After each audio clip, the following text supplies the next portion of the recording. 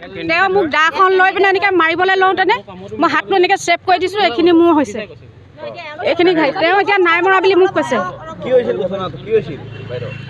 মই কৈ দিছোঁ গোটেই ঘটনা তেওঁ কৈ দিব, মই ক'ব পৰা অৱস্থাত নাই। কি হৈছিলে মানে আমি কেম্পেইনিং কৰি আছিলোঁ, মই যি নেকি নিদলীয়া বহুত কষ্ট কৰিব লগা হৈছে। আমি গৈ মানে আমি লখিমপুৰ নপুমুৱা গাঁও ছাইডত আমি সোমাই কেম্পেইনিং কৰি আছিলোঁ আমাৰ ছাৰ এজনৰ ঘৰত। তাৰপৰা আহিছিলোঁ, আমাৰ পাৰ্টিয়ে হয়, আমাৰ পোষ্টাৰ আৰু বেনাৰ থাকি গৈছিলে, আমি আনিবলৈ পঠালোঁ, তাত মৰা নাছিলে আমাৰ পোষ্টাৰ বেনাৰ মানে ফালি পেলাইছে তেওঁলোকে। তাৰপিছত আনিবলৈ গৈছিলে, আমাৰ গাড়ীখন তেওঁ ডাইৰেক্ট আগত খুন্দিয়াই দিলে। আমি আছিলোঁ আমাৰ ছাৰজনৰ ঘৰত, তাৰপৰা ফোন কৰিলে, আমি পূৰা তাৰপৰা দৌৰি গুচি আহিলোঁ। আহি পিনে আহিছোঁ যে সি গোটেই একদম আমাৰ গোটেই তেওঁলোকৰ মহাজনৰ ছাইডৰ গোটেই ল'ৰা 72 100-150 মান হ'ব। মই ফেচবুক লাইভ দিয়া আছে, আপোনালোকে চালে গম পাব সেইখিনি। তাৰপিছত মই তেওঁক সুধিছোঁ আপুনি কি কাৰণে এইখিনি কৈছে, কিবা আহিছে মোক কওক। তেওঁ মোক একদম দাহৰ গাড়ী এখন লৈ দীঘল দা তেওঁৰ গাড়ীত এতিয়া চালে গম পাব, দা আছে তাৰ ভিতৰত। দাখন উলিয়াই লৈ মোক সি একদম এনেকৈ মূৰত মাৰিব লৈছিলে, মই হাতটো পাতি দিলোঁ। পাতোতে মোৰ এইখিনি ঘাইল হৈছে, আৰু যিখিনি মোৰ লগত গৈছিলে সহায়িকা তেওঁলোকক মাৰিছে, আৰু মোৰ আৰু আছে সেইখিনি আৰু ভিতৰত আমাৰ আৰু মেডিকেল এইটো চাওক, এইখিনি চাওক, এইবিলাক সিহঁতৰো এইখিনি মই পাছ উলিয়াই থোৱা আছে, সিহঁতৰো আছে এইখিনি। মই টাইমটো আপোনাৰ এতিয়া আধা ঘণ্টা আগত টাইমটো মই ফোন চাব লাগিব। আমি একো কোৱাই নাই তেওঁক, আমাৰ গাড়ীখন ফাৰ্ষ্ট টাইম খুন্দিয়াই দিলে। তেওঁ খুন্দিয়াই দিয়াৰ পিছত তেওঁ আমাক মানে পিছা কৰি আছে, পোষ্টাৰ-চষ্টাৰখিনিতো ফালিয়ে আছে, পিছা কৰি আছে। আৰু মাৰিবলৈ মানে সি গোটেই ল'ৰা এজাক লৈ আহিছে। আমি তেওঁলোকক একো কোৱাও নাই, তেওঁ গাঁৱৰ ৰাইজে সুধিলেও ক'ব। সেই তেওঁলোকৰ গাঁৱৰ ল'ৰাকেইটা আমাক কেলৈ ইয়াত কাজিয়া কৰিছে বুলি ক'বলৈ আহোঁতে তেওঁলোককো মাৰিলে, কামুৰিলে, আৰু এজন দাদাকো মাৰিছে, গোটেইখিনি ঘাইল কৰি থৈছে। আমাৰ তেওঁলোকত একো তৰ্কাতৰ্কিও নাই, একো বেয়াকৈ কৰা নাই। কিন্তু তেওঁ বিজেপি এজন দালাল, বিজেপিখন সেই চৰকাৰখন সেইজনহঁতৰ মানুহ কাৰণে লেতেৰা হৈ গৈ আছে। আৰু কথাকেইটা তুমি কৈ দিয়া। মই বিজেপিয়ে আছিলোঁ, যুৱ মৰ্চাৰ, কিন্তু তেওঁ টিকেটটোৰ পৰা মোক বঞ্চিত কৰি ৰাখিলে। তেওঁলোকৰ মামীয়েকক দি দিলে টিকেটটো।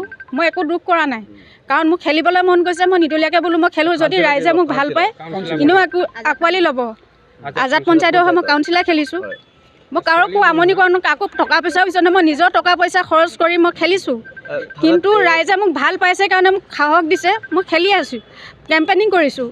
কিন্তু তেওঁ ইমানেই পিছা কৰিছে আমাক, দা লৈ পিনে গোটেইখিনি হেৰি কৰি ঘূৰি ফুৰিছে, গোটেই ল'ৰাখিনিক মাৰিছে। কিন্তু বিজেপি চৰকাৰে এনেকুৱা মানুহ থ'লে কিন্তু চৰকাৰখন গোটেই ৰখাতল যাব বুলি মই হিমন্ত বিশ্ব শৰ্মাক মই অনুৰোধ জনাইছোঁ। মই কাকো আমনি কৰা নাই এতিয়ালৈকে, ময়ো বিজেপি চৰকাৰতে আছোঁ, কিন্তু টিকেটটোৰ পৰা বঞ্চিত হোৱাৰ কাৰণে মই আজি নিদলীয়াকৈ আজি বিগত 12 বছৰে এতিয়া মই ঘৰলৈ যাবলৈ, মই ল'ৰাকেইটালৈ ঘৰলৈ যাবলৈ মই এতিয়া ভয়তে থানাত ৰখি আছোঁ। গোটেই গাড়ী লৈ পিনে মানুহ লাঠি লৈ ৰখাই থৈছে তাত। এতিয়া তাক বন্দী কৰাব লাগে। বসন্ত দাসক কেছ দিয়া হৈছে নেকি?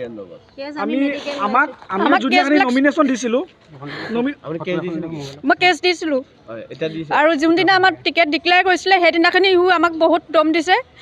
সেইদিনাখনি আমি এণ্ট্ৰি দিছিলোঁ থানাত, সেইদিনাখনিয়ে দিলোঁ যে তেওঁ আমাক মই নিদলীয়াকৈ খেলিম বুলি। তেওঁ মোক টকা 3 লাখ টকা বিচাৰিছিলে, টিকেটটো দিম, তই 3 লাখ টকা এটা দিলে তোক টিকেটটো দিম। মই তেওঁক তেতিয়া ক'লোঁ যে মই আপোনাক টকা 3 লাখ দিয়াতকৈ মই ৰাইজক খুৱাই দিম 3 লাখ টকা, মই নিদলীয়াকৈ খেলিম। তেনেকৈ কোৱাৰ কাৰণে তেওঁ কৈছে যে তই কেনেকৈ নিদলীয়া খেলে মই তোক চাম বোলে, তোক পোষ্টাৰ জ্বলাই দিম, মাৰ্ডাৰ কৰি দিম। সেই তেনেকৈ ক'লে। কোৱাৰ পিছত মই ভয়তে আহি ইয়াত আজাহাৰ দি থৈছিলোঁ, মই নমিনেশ্যন দি থৈ আছিলে ইয়াতে। কেছ দিয়া হৈছে নেকি? আপুনি কেছ দিয়া হৈছিলে, কিন্তু পুলিচ একশ্যন এতিয়ালৈকে লোৱা নাই। আজি ঘোষণা অন্তৰ্গত দিয়া আছে নেকি? আজি এতিয়া আমাক মেডিকেল কৰিবলৈ পঠিয়াইছে। তাৰপিছত দিয়া হ'ব। তেতিয়া যদি তেওঁলোকে ল'ব নিদিলে আপোনালোকৰ নিউজেদি ৰাইজে সহায় কৰিব লাগিব, সেইখিনি বিচাৰ কৰিব লাগিব, কাৰণ বহুত ডাঙৰ দালালি হয়। তেওঁ এতিয়া ডক্টৰ আম্বেদকাৰ আমাৰ জিৰণি ঘৰটো বসবাস কৰি আছে হা। আৰু এটা আমাৰ ডক্টৰ আম্বেদকাৰৰ এটা যে পুখুৰী আহিছে ফিচাৰী, সেই ফিচাৰীটো তেওঁহে লৈ আছে। যিখন আমাৰ মাছৰ গাড়ী আহে মাছমৰীয়াৰ কাৰণে তেওঁহে পাই আছে। যিখিনি খেতিয়ক কৰা মানুহ ট্ৰেক্টৰ আহে তেওঁৱে বসবাস সেইখিনি নিজা কৰি আছে। সেইখিনি মই জানো সকলোখিনি কথা, তেওঁ সেইটো মই জানিম বুলিয়ে মই ৰাজহুৱা কৰিম বুলিয়ে মোক টিকেটটো পৰা আহি মোক বঞ্চিত কৰি ৰাখিলে। সকলো ৰাইজ সজাগ হৈছে এতিয়া সকলো ৰাইজে মানে মোক একমত দিয়ক। মই বেয়া যদিও মোক কওক, ভাল যদিও কওক, মই কি কৰ্ম কৰিছোঁ কি নকৰিছোঁ আপোনালোকে সকলো ৰাইজে দেখি আছে। কাকো মই অন্যায় কৰা নাই, মই নিজৰ টকা পইচা খৰচ কৰি মই খেলিছোঁ, কাকো মই 10 টকা এটা মই সুধি মই কেম্পেইনিং কৰিবলৈ যোৱা নাই। এইজন যিকোনো খবৰৰ বাবে যোগাযোগ কৰক 7099017330 লগতে 7099017110 নম্বৰত।